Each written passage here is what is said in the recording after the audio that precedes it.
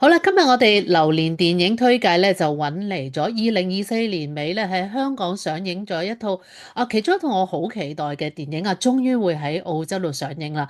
咁就係德寵先生。咁今日咧我哋好高興啊，請到兩位導演啊。咁我哋而家身處就澳洲啦，咁但係佢哋兩位咧就好遠啦，即係我哋喺南邊，佢哋就喺北邊，佢哋就喺英國嘅。咁我哋有李志偉導演 Thomas 同埋何英毅導演 Daniel，你好啊。Hello，大家好。大家好。係啊，不如咁啊，不如你哋介紹下你自己俾我哋啲觀眾同埋聽眾聽先啦。係，大家好，我係德寵先生嘅導演 Thomas 李志偉，好高興喺度見到大家。係大家好，我係 Daniel 何英毅。咁啊，我同志偉都係喺呢個香港嘅電影度打拼咗十幾年咁樣。咁又長記副導演開始咁樣，好彩今日可以帶到德寵先生呢套電影俾大家。OK，嗱，咁我都睇到好多訪問啦，都知道兩位咧都係由副導演出身，咁一個就喺演藝度畢業，一個就喺呢個浸會度畢業嘅。咁不如我問多少少關於你哋少少背景，我哋先再深入去講套戲啦。咁我想問下啦，嗱，其實兩位都係應該係曾經喺一啲電影度合作，所以先至擦出你哋嘅火花啦。我想問下咧，你哋係幾時開始認識對方，或者幾時先大家click 到？咦，即係可以一齊合作喎，啱嘴型啱傾喎。嗯，我哋由呢個2011年電影浮城嗰度可以認識嘅。咁就合作上咧有好多即係大家做嘢嘅方式啊，其實喺個製作嗰度慢慢認識大家。咁啊，跟住你話去到大家一齊度嘢咧，就係呢個就係其實好容易就知道啱唔啱。可能你同嗰個人食餐飯傾餐偈，然之後咧跟住就開始大家討論中意睇嘅戲。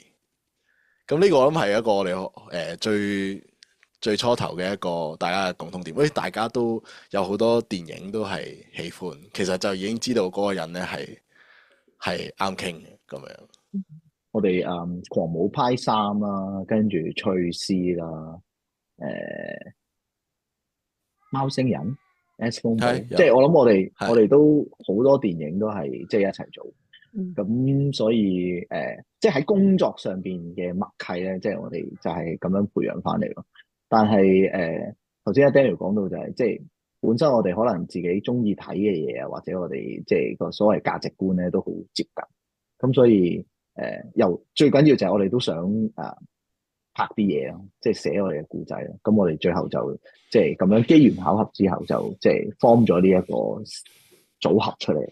嗯，嗱，咁我想問下啦，嗱，你哋各自喺唔同嘅學院出身啦，一個演藝啦，Tom 使演藝啦，Daniel 你就喺浸會啦，但係會唔會大家學嘅嘢到真係埋一齊做嘢，會唔會有啲火花，定係有多咗拗撬，定係點樣樣咧？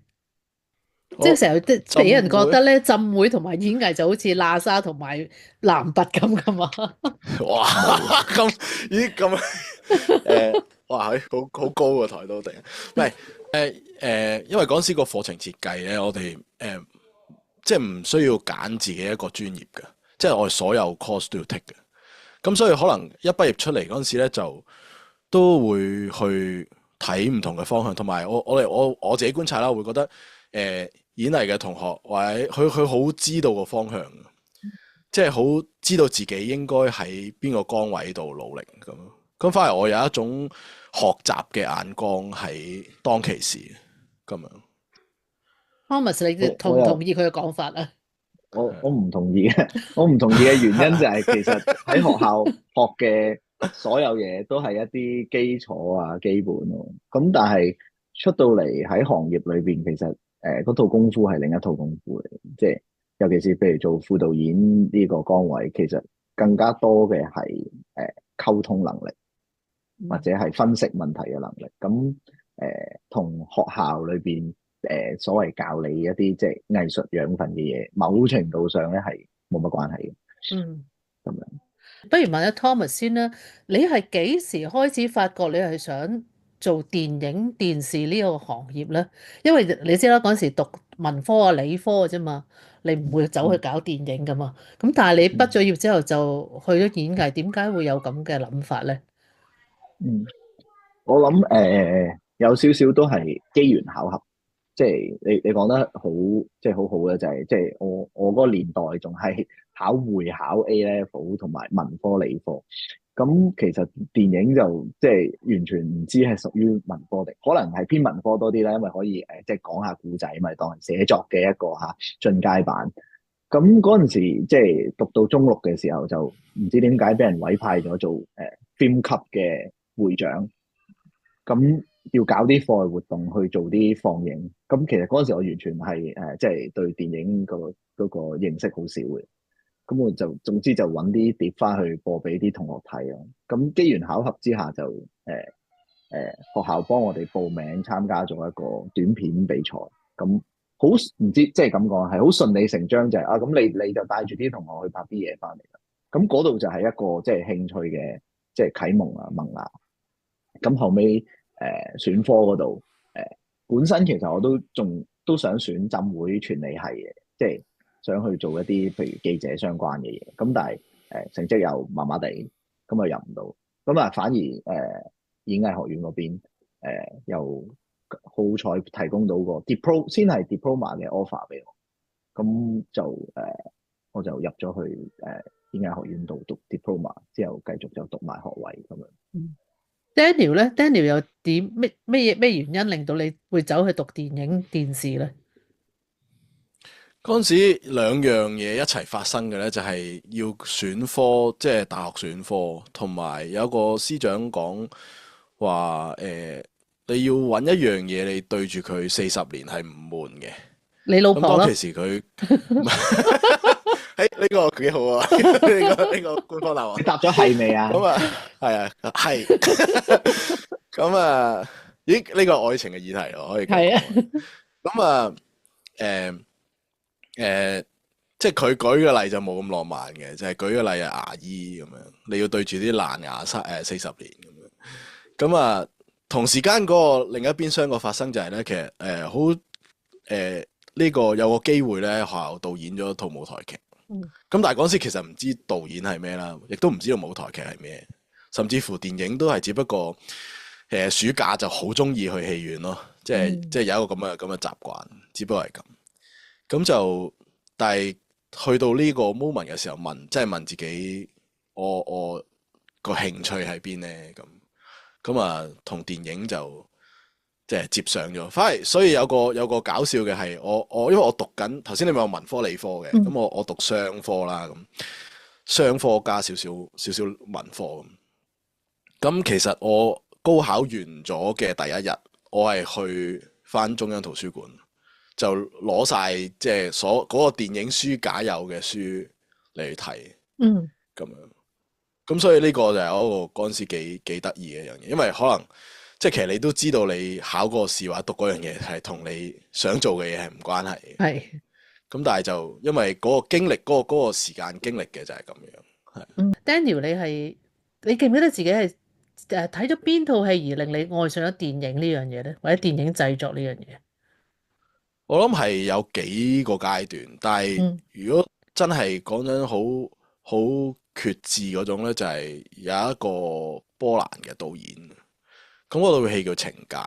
咁當其時其實我係副學士睇嘅，即係大概都就嚟20歲咁咯，即係會覺得啊，原來係電影係咁樣。咁啊，嗰位導演叫奇斯洛夫斯基嘅咁。咁但係細個嗰種對電影嗰種咧，就係有一種即係更加多嘅係娛樂嗰種咯，即係其實就係周星馳嘅。係啦，冇錯，咁一個好die hard 嘅 fans 咁。OK，陪伴住我成長。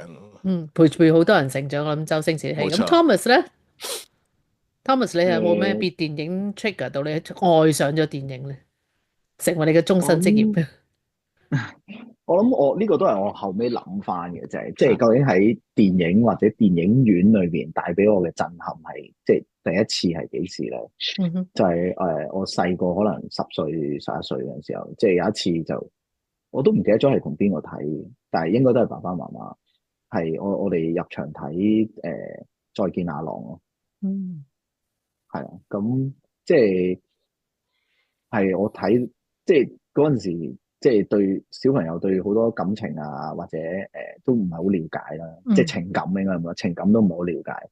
咁但係就睇到 ending 嗰場，即係喺嗰個賽車道嗰度就喊，我自己就喊晒，默默咁喺流淚。咁嗯就即係後尾諗翻，其實都係一個幾衝擊嘅，即係對於我自己幾衝擊，即係嗰啲眼淚係自己流出嚟嘅喎。咁就係電影帶俾我嘅，即係一啲感觸咯，touching 嘅位。係好啦，咁啊講翻你哋套德草先生啦。我知道籌備過程咧係超過咗10年嘅，咁究竟係因為個資金嘅問題啊，定係有其他原因，定係劇本問題啊，令到你哋呢個 project 要等咗10年之後先開拍咧？三樣都有噶，係三樣都有。有冇啲再因為困難啲？其實又話咁講，環環相扣嘅。因為喺嗰個過程裏邊，可能你未必好知道嗰個點樣可以達到成功嗰步。咁你諗到嘅嘢都盡量試啦。即係譬如我哋去不同試下有冇啲計劃啊，或者一啲嘅 funding 啊，可以令到個 project 行前多一步啊咁樣。咁咦又唔得嘅時候，我哋喺個劇本上面有冇啲更加好嘅做得到呢？又或者可能譬如去咗另一邊，譬如資料搜集啊，或者識一啲 dog trainer 去請教佢哋意見，或者啲動物嘅義工問下佢哋一啲關於角色嘅故事啊，即係每一個方面咁樣做咯。好啦，咁但係點解第一套戲就揀，即係個個都話噶嘛，拍細路同拍動物係最難。點解第一套戲你哋兩個就去咁高難度挑戰？同埋拍嘅時候係咪真係傳聞中咁困難呢？哦，你話呢個挑戰，我諗我心底裏邊係有少少想挑戰呢啲嘢，即係我覺得既然難嘅話，我哋尤其是第一步，咁不如試下啦。因為講真，雖然話係第一步啫，可能都係最後一步咁。咁呢個機會都可能係唯一嘅機會，咁我哋就不如即係挑戰下自己啦。咁你講到話拍攝嘅時候係咪即係傳聞中咁難咧？我會覺得嗰樣嘢係我哋知係難嘅，因為真係的確有困難。咁但係我哋點樣去面對呢個即係困難咧？咁就係要提早去預備咯，即係先揾一啲可以幫到手嘅同事，包括埋 dog trainer，我哋同佢哋去有一個好充分嘅溝通。我哋希望嘅畫面係點，而同狗仔嘅配合之後，或者同所謂小朋友嘅配合之後，我哋可以點樣可以達到我哋最想要嘅效果？就唔係將嗰個問題擺到去最後，去到現場嘅時候，乜咁唔得㗎？咁樣㗎嘛？即係我哋就用另一個處理方法去解決呢啲問題。咁所以嗰啲困難去到現場嘅時候，某程度上已經唔係困難。係，同埋有關我哋嗰個即係個經歷啦，即係其實我哋都過往喺唔同製作同好多小演員合作，咁其實某程度上係要即係用個方法係唔係喺個現場先俾壓力啊，或者要問佢拍唔拍到啊，或者要求佢，而係可能喺提前喺拍攝前做好多唔同嘅準備，或者等佢讓嗰啲小演員或者甚至乎而家動物演員更加了解拍攝係咩回事咁樣，咁就可以化解好多嘢。究竟呢個劇本或者你去揀角色嘅時候，究竟有狗先啦，定係有人先？即係有呢條先定係阿蛋哥先咧？你哋係一齊出現嘅，因為其實講緊一個關係嘅電影嘛，即係關係就係當然都可以同自己嘅關係嘅，係即係同自己心靈內心嘅關係都有嘅。咁喺呈現出嚟嘅就係一個嘅組合咁樣，係，所以就你話邊個嘅先啊？即係缺一不可啊！我覺得係。咁但係選角係揾咗阿蛋哥先啊，定揾咗阿 Little 先啊？選角嗰度我哋因為喺喺嗰個攞到資金嘅時候，最 core 都係要揾咗狗狗先，因為揾咗狗狗先揾呢條線咧係我諗係一個形容為一個定心丸，即係俾所有嘅工作人員啊都知道我哋咦我哋係可以拍攝到嘅，係啊。其實阿 Daniel 講嗰個咧係已經去到拍攝嘅差唔多即係 green light 咗之後，其實我哋 green light 之前咧係要獲得到蛋哥嘅肯手先嘅，因為我哋嗰個分定咧係需要有一個初步嘅演員嘅結構，我哋先至去申請。啊，咁所以唔好意思，我突然間個時空跳咗去拍攝，由拍攝嗰度開始諗。OK，咁即係其實阿蛋哥就係先過阿 Little 啦，應該咁樣講。係冇錯。OK，嗱咁我亦都聽咗其他嘅訪問啦，咁啊知道阿蛋哥其實咧對呢個動物有敏感喎。我想知你哋當日係點 sell 佢，同埋佢好似話第一次其實係 reject 咗你哋，咁你點搞得掂佢咧？終於你知啦，佢係一個著名嘅編劇啊，著名嘅導演啊，著名嘅監製啊，著名嘅主角啊，咁究竟你哋點搞掂佢咧？其實我哋都係好直接同佢好坦誠咁去講我哋故事啊，同埋去問咩嘅時候，我哋直接咁樣不怕醜地同佢講出個實況，係咪啊？係啊，即係佢睇住我哋嘅劇本嘅初稿啦，叫做，即係佢一定係有好多佢唔明白或者覺得可以修改嘅地方。咁即係佢又好好咯，即係雖然口頭上邊話reject 咗我哋啦，咁但係佢又拋翻啲問題俾我哋。咁起碼冇真係閂咗我哋個扇門啦，咁樣。咁我哋就繼續做好我哋嘅功課，去同佢令到佢有信心同我哋一齊行呢個 project 咁樣。喂，聽聞佢話俾咗20條問題俾你哋嘅喎，可唔可以透露下究竟佢問咗啲咩？有冇啲好刁鑽嘅問題咧？佢包括去到去後生嗰陣時做嘅嘢啊，住喺邊啊，有啲關於可能係一啲成長嘅嘢啊，都會可能會問到。我諗蛋哥相信嗰種佢而家嗰種唔同人哋斷絕同人哋來往嗰種嘅狀態咧，係有好多嘢要 back up 嘅，即係好多嘢要 support 佢去到咁樣。咁所以佢要知得好清楚，佢過往係經歷咗啲乜嘢，嚟構成咗而家咁樣。因為佢頭先 Daniel 講嗰啲問題，其實係角色嘅一啲背景啦。咁而嗰啲背景，我哋唔係着墨好多嘅，所以其實如果單就咁喺我哋個劇本裏邊咁樣睇嘅時候，可能佢會覺得啊，我點解會去到呢個程度嘅火爆啊，或者呢個程度嘅所謂厭世啊？咁佢未必睇到咯。咁我哋就要去補充翻呢啲資料俾佢，令佢我知道原來係有呢一個事情發生過，而引導到變成而家今日嘅佢咁樣。咁但係譬如喺拍攝嘅過程啦，咁阿 Little 同阿蛋哥嗰個 bonding 啊，或者譬如個拍攝嗰個有冇咩困難，又或者定係其實一直都係好順利咁樣去拍攝咧？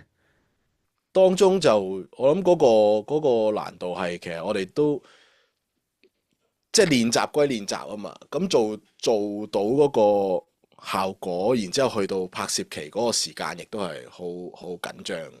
咁嗰種困難就係你要喺嗰個限期前要完成或者學習晒、準備好嗰個動作咯。咁但係你話講順利就係嚟自即係好多謝蛋哥同埋訓練員阿 Garrick Sir， 咁啊同埋阿 Little 個媽媽，即係佢幾個唔同嘅人，大家係好信任對方，然之後慢慢咁樣去練習出嚟。咁呢個順利嘅就係呢個位，好多謝佢哋幾位咁。咁我想問翻兩個女角啦，咁一個就係 Fish， 一個就係 Amy 啦。呢兩個角色有咩特質而你哋會擺佢喺，譬如 Amy 做翻而家九二公啦，阿 Fish 係做咗阿蛋哥個女啦。有冇諗過其實佢哋兩個可以調換個角色去做咧？好呢個咧又好，我諗係好似安排好咁樣，即係講得神奇一啲。因為咧，我哋一開頭見兩位咧，都係由傾偈，即係約見傾偈開始先咁嘛。即係當然佢都有一啲有少少了解，即係特別Amy 係 casting 咁啦，咁然之後去分享一啲佢遇到動物或者救流浪動物嘅經歷啦。咁我覺得嗰個特質就係同嗰個即係好明顯，即係同動物義工阿 Yuna 好吻合，即係有一種好路見不平啊嗰種嘅狀態咁。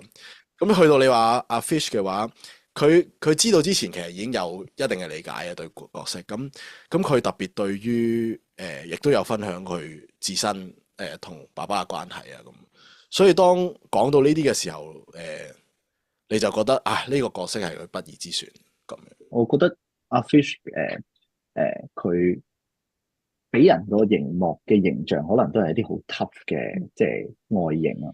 咁呢個即係正正吻合嗰個同我哋個角色like father like a daughter，即係佢兩個都係一個咁硬嘅外形，但係其實裏邊都係一個好柔軟、好脆弱嘅心靈。即係而蛋哥同埋 Fish 正正就係即係好似阿 Danny 咁講咁 fit cast 嘅咧，即係都係有呢個原因。好啦，咁啊講下馮允謙啊，點解會揾馮允謙咧？嗱，即係其實市場上有好多偶像歌手㗎，有好多靚仔嘅，點解會揀咗馮允謙咧？因為其實佢電影嘅演出唔算多㗎喎，有咩可以令到你哋覺得佢適合做呢個位咧？阿 J 有個外國翻嚟嘅背景，其實好切合俊文，因為我哋嗰個故仔個走向，即係俊文亦都係一個會離開，或者即係你一睇到佢，可能已經知道佢係會有唔同，佢本身已經承載咗有唔同嘅文化背景，或者佢會向外國發展嘅咁。即係我哋都要有一個 convincing， 有一個說服力喺度，因為特別佢嘅喺個場口上面，佢唔係有咁多場可以咁充分去演繹到出嚟嘛。咁好靠就係我觀眾一睇到嘅時候，你要信服咗呢個角色嘅時候，咁所以阿 J 呢個背景係好幫到俊文呢個角色嘅。同埋阿 J 真人佢嗰個溫柔嘅心咧，係完全係貼合俊文呢一個角色。因為個原因就係即係如果遲啲觀眾入場睇就知，即係其實你係可能會嬲啊 Amy 即係 Una 嗰邊多過嬲啊俊文擺低呢個女朋友，因為一個咁溫柔咁體貼、咁為人着想嘅男朋友，先至可以某程度上成就一個咁鍥而不捨、咁衝動嘅狗義工，咁任性嘅狗義工。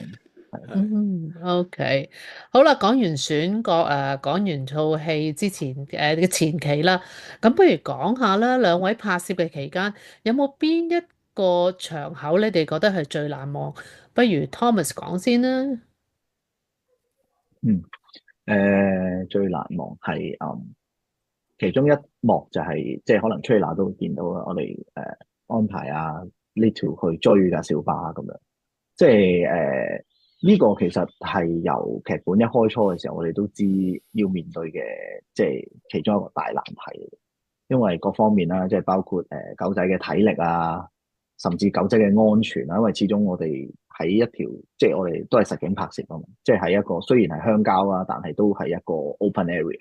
即係我哋好怕會有意外發生啊！即係究竟我哋嘅會唔會走失隻狗啊？最簡單最基本就係呢啲，跟住就會唔會突然間有啲唔知邊度鼠出嚟嘅車啊嗰樣嘢咁樣，咁所以嗰場戲我哋都即係用咗好多時間，由同dog trainer 去講嘅訓練，點樣令到隻狗去跟到架車，去到真係實際操作點樣安排時間唔好正熱頭拍，因為狗仔會即係嗰啲中暑啊，即係呢啲係好多唔同嘅細節嘅安排，先至可以成就到即係嗰一場戲咁樣。終於拍咗幾耐咁呢場戲？其實我哋拍咗，如果狗仔嘅部分都係唔係好長時間，因為始終狗仔唔可以拍到咁長。我諗我哋拍咗2個上晝咯。OK， 仲要係即係啱啱天蒙光嗰啲時間。當然後尾太陽都好快出咗嚟，咁但係都好彩，亦都即係好狗仔都好配合啦，即係有我哋嘅真嘅狗主角Little 啦，同埋就係有一隻幫佢拍一啲跑鏡頭嘅Obi。咁樣2隻狗輪流上陣拍攝。哦，原來佢Little 都有替身。有啊，因為咧呢個又講多少少就係一開頭嘅時候，即係我哋喺一啲條身上咧，好多特質啊都好配合我哋部戲，但係正就係跑步呢個特質咧，我哋覺得呢條就未必咁適合，因為佢就係冇，就係唔想唔中意唔跑。愛跑步，冇錯。咁好彩我哋又識到，即係透過肌肉上揾到另一個dog trainer，佢叫JC，咁而佢有隻狗仔就係叫做 Obi，which is 就係黃黃地色，身形又差唔多，而且最好嘅就係佢係天生好中意跑步嘅，尤其是嗰陣時年紀比較細啲。咁即係又係好彩，好多運氣，好多緣分。咁佢又肯過嚟幫我哋拍，咁就即係一齊去完成咗嗰幕戲。OK，Daniel 咧最難忘係邊一場啊？你自己？我諗係嗰場燒嘢食嗰場，因為喺劇本上面個頁數係最多嘅，咁啊加埋咧有好幸運有排戲啦，跟住去到現場嗰個文戲拍攝時間上面都係長，即係比其他場後，咁啊完成到都即係一件好開心嘅事，因為好多可能調度啊或者一啲處理啊。頭先講完最難忘啦，咁不如又講翻啦。咁 Daniel 先啦，你自己其實除咗頭先barbecue 嗰場，其實你最中意係邊一個場口咧？都真係少少劇透係蛋哥第二次睇唔開，跟住係啦，跟住蕭楠走翻過嚟嘅時候，因為就算可能我睇一套戲無數咁多次啦，加埋剪接上面，跟住可能我近來啱啱嗰個禮拜五去睇嘅時候，都係好感動，同埋同埋我淚點低啦，即係都係好觸動，即係你會感受到嗰種我無論點都好，我都有存在嘅價值或者意義，咁係咯，即係好暖心咁嘅一個好難忘嘅一個場景。Thomas 咧，你自己最中意邊一場啊？我都係靠近呢個即係第二次睇唔開，不過係早少少嘅一個部分就係蛋哥即係情緒好低落啦，再次，但係佢就回憶起佢當時佢同太太嘅一通電話，即係嗰一段嘅montage，即係嘅組合，包括埋Fish 廖子妤係三父女一個隔空嘅對話，但係其實佢哋係當時係未 connect 翻嘅，係咪？咁我都覺得嗰個位係幾觸動我。OK，嗱咁同埋，如果譬如我哋啲咁普通市民入場睇啦，當然我淚點都好低啊，我都預備要帶2包紙巾入去，因為我睇 trailer 咧，見到呢條即係而家原來係Obi 跑咧，我見到隻跑嗰場我已經想喊啦，我都估到係大約咩事情啊，咁但係我想問下。即係除咗原來跑嗰個係 Obi 嚟嘅，唔係真係 Little 嚟嘅。仲有冇邊啲細位我哋其實可以留意下，或者有啲道具位啊，即係有啲心思嘢，其實我哋觀眾都應該俾我哋觀眾知道去留意多少少咧。心思狗帶啦，狗嗯，帶我哋花咗好多心思嘅，咁啊大家可以點解咧？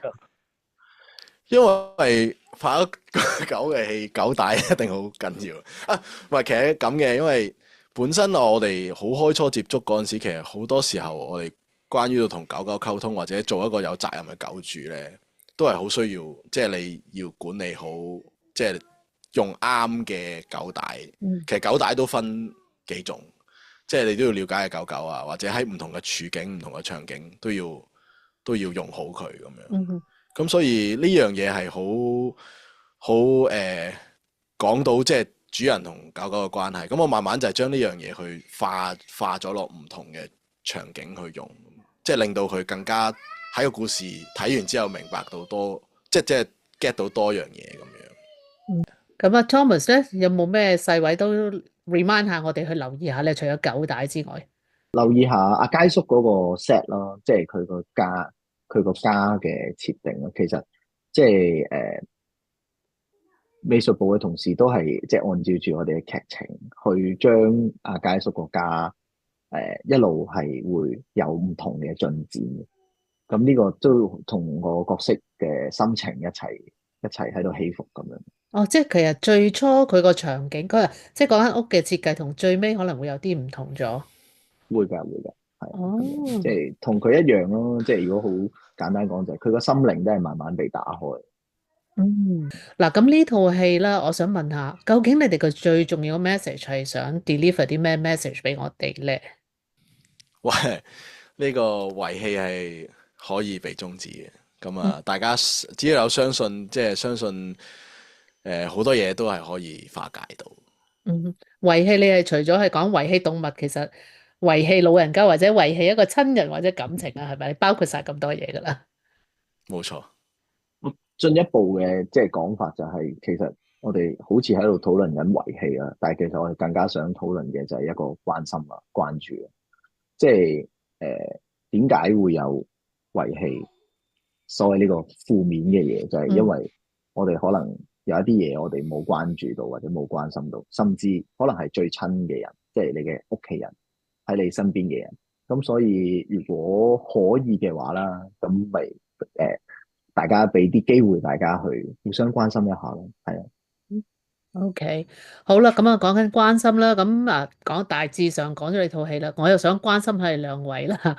嗱，係兩位其實咧就套戲係咪2023開拍㗎？2022啊，2022，我想知，二零二二。但因為套戲未上，你哋兩位已經移民咗去英國咯，將我哋香港嘅觀眾拋低晒喎。哇冇冇冇冇，connect 㗎，我冇哋我哋唔係唔係 冇冇冇冇。唔 connect 係，嘅。跟住你哋再翻嚟嘅，我知你哋不停有去借票同宣傳。咁我想問下，點解你哋唔等套戲真係正式上咗映先啦？因為你做晒後期噶啦嘛，都應該大約知道幾時上。點解咁快要同屋企人過咗去英國 settle down 啦？點解唔等多少少時間，等你嘅屋企人都可以喺香港一齊分享你哋呢份喜悅咧？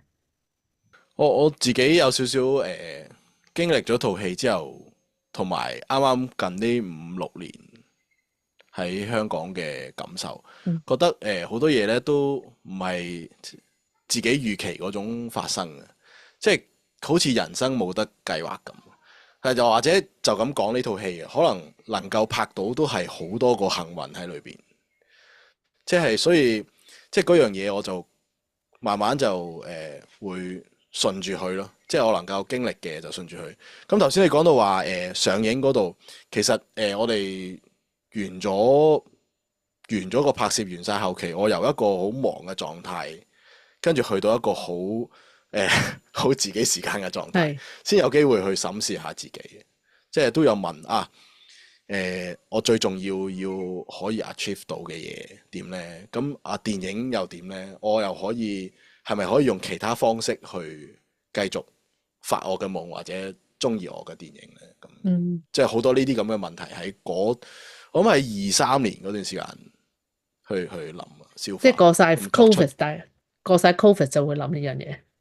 可能係即係我諗都有影，即係親人啊，或者你見到好多離別啊，或者好多嘢都係控制唔到嘅，即係咁樣。Thomas 係咪大致上係咁，定係有另外一種諗法咧？我嘅諗法都類似嘅，不過可能補充少少就係嗰陣時個電影喺我哋嘅角度就完成晒啦，但係反而係當時係真係未有上映期，因為好多好多手續喺度搞緊。嗯咁所以我嘅諗法係不如我做一啲我能夠反而我調轉我做一啲我控制到嘅嘢，我去explore 下，或者我帶我小朋友去即係佢哋，我覺得佢哋會更加適合嘅地方去嗯發展下先。嗯。嗱，而家過咗嚟英國啦，咁當然啦，香港我哋好多觀眾都認識你啦，亦都你哋好多電影行業嘅人認識你。但係過到嚟英國，會唔會都有機會繼續發你哋嘅電影夢，繼續去追你哋嘅夢咧？有冇咁機會咧？其實，我仍然保持呢個希望先啦，即係可能我琴日有個聚會係有啲新認識嘅英國朋友，我知道佢係即係相關嘅，我話即係不妨介紹咁樣，即係我都你話好實質嘅而家即刻接軌嘅就冇嘅，咁但係我諗認識咗先，即係好似去到個新嘅地方，咁你從企穩陣腳，你慢慢再去揾有可能性嘅發生咁樣。Thomas 咧，你嗰邊會唔會都我係一樣情況啊？我諗情況就一定係大同小異嘅，不過我諗保持住一個你即係準備好嘅狀態啦，同埋就係你永遠唔知嚟緊會唔會突然間有啲好好嘅政策或者好好嘅機會會俾所謂我哋嘅香港過嚟嘅電影人去有呢啲機會咁樣咯。咁同埋我諗嗰樣嘢係永遠，我諗我哋兩個都暫時都唔會話我哋同電影而家割席啦，冇關係啦咁樣咁，所以係啊，呢樣嘢係啊，唔同嘅方法再試下咯，唔同嘅團體或者唔同嘅機會啊。仲有一樣嘢就係即係都想再了解下呢度嘅文化，跟住先至可以即係總結到一啲題材出嚟，去寫一啲所謂同當時喺香港寫嘅題材，喺呢邊係咪都會有啲唔同咧？會更加接近到呢邊嘅觀眾嘅。咁如果你更加接近到呢邊嘅觀眾，係咪先至更容易打入到人哋嘅市場？即係我諗，我又會諗下呢啲咯。係。咁其實趁而家呢啲時間就最好就係去睇景啦，係咪啊？呢度嘅景色係同我哋即係香港一定有好大衝擊㗎啦，即係好多 inspiration。咁但係我相信你兩位手頭上都仲繼續會創作啦，繼續去寫唔同嘅劇本啦，有唔同嘅 project 會繼續會去做㗎，係咪啊？繼續努力啊！會唔會兩個一齊再會有其他 project？其實都大家掹緊會有機會合作咧。有投資者又咁有眼光，我一定會衝住去試。冇問題。咁你而家呢套戲都口碑唔錯啦，我覺得咁起碼都應該有人會認識到兩位㗎，除咗知你哋係電影人之後。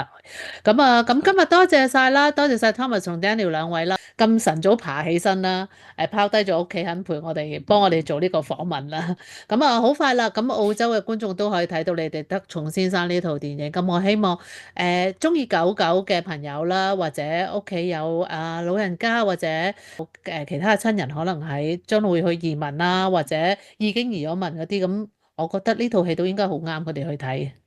係啦，咁你哋仲有冇乜嘢同我哋澳洲嘅觀眾講下咧？係大家如果想入戲院感受下一個有療愈力量嘅故仔，不妨可以入場睇德松先生。希望大家入場睇德松先生啦，因為我哋拍呢部戲嘅香港咧，未必係大家慣常見到嘅香港嚟嘅，所以你入場睇咧就可能會勾起你哋一啲係對香港嘅回憶咁樣。咁好啦，咁今日多謝晒 Daniel 同埋 Thomas 啊，咁希望好快我哋再有機會睇到你哋嘅新作，咁到時我哋再喺澳洲呢邊同你哋做訪問啦。Thank you，多謝晒好啦，各位。咁我哋同大家講聲拜拜。拜拜，拜拜。